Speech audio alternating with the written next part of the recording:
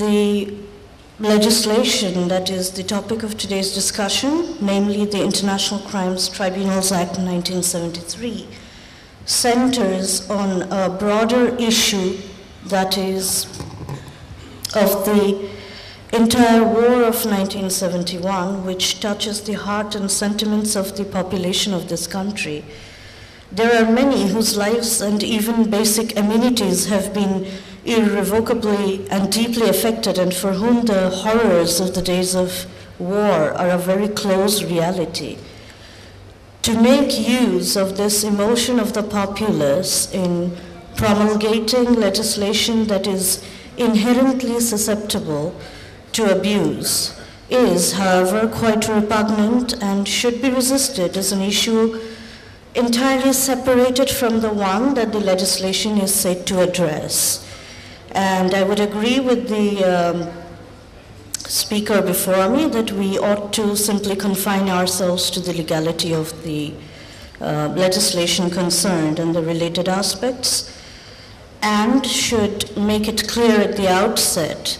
that trial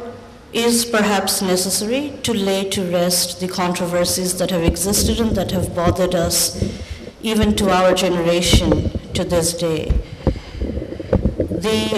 I would like to thank the National Forum for Protection of Human Rights, which has done considerable degree of research in producing this booklet, which I received yesterday, and it has actually I had the opportunity of going through the legal opinions given by a very eminent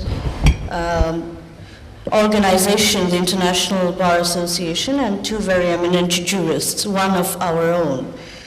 All that is in this booklet, which I believe all of you have already received,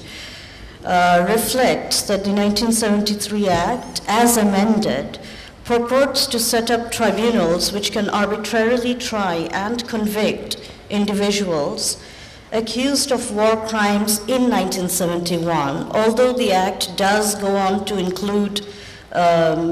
actions and offenses committed thereafter. But we know that it is centered on the war of 1971.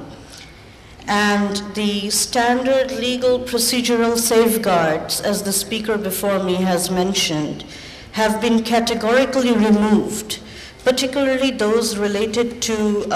possibilities of concoction and fabrication of evidence, for example, the rules against hearsay, and impartiality of the proceedings concerned, and the other general safeguards required by the exigencies of due process.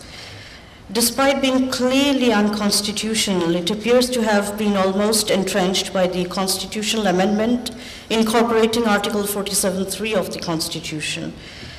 As such, not only the legality of the provisions of the 1973 Act, but the amendment incorporating Article 47(3) is questionable.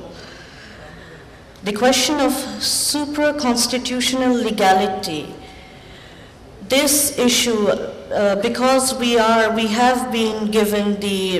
exact details of where the provisions of the 1973 Act and the amendment breach the Constitution or fall short of international standards, and because I believe there will be a detailed discussion on each topic and provision later on, I would like to address one particular issue, and that is the one of retrospective criminal liability, a legislation promulgating retrospective criminal liability, whether it is acceptable or not. We know that by all international standards of human rights, even the European Convention of Human Rights and everything that you can think of, retrospective criminal liability is abhorred, is a no-no. However, that is why I bring the issue of supra-constitutional legality, because you see, jurisprudentially, the issue of retrospective legislation has been dealt with in different manners, arriving, however, at similar conclusions by naturalists like Radbruch and positivists like H.L.A. Hart. Particularly when they have tried to formulate justification for the Nazi informer cases. for which trials have taken place and are taking place still. Even Hart, despite terming it, Hart, you see, Professor Hart was well known for creating a very distinct differentiation between law and morality. But even Hart, although he terms these retrospective legislation as an evil, he does term it as a necessary evil to balance something that was perhaps more evil. Now, he has also, tried to justify the Nazi informer cases by terming them as necessary, provided one can show clearly that the legal structure or the regime under which the alleged acts were committed was itself lacking in legality or legitimacy. Under the circumstances, even though we would like to see criminal liability which are not imposed retrospectively, for the greater good of the nation, I really do not think that jurisprudentially we can do much about it at this stage. But I would recommend that a public awareness such as this is created to bring forth the very serious and grave breaches of human rights and protection of the individual from abuse of the process of whatever, the tribunals or whatever is set up in this case. Because the Code of Criminal Procedure and the Evidence Act, they're all suspended and they're not in operation when the tribunal is going to act under this particular legislation.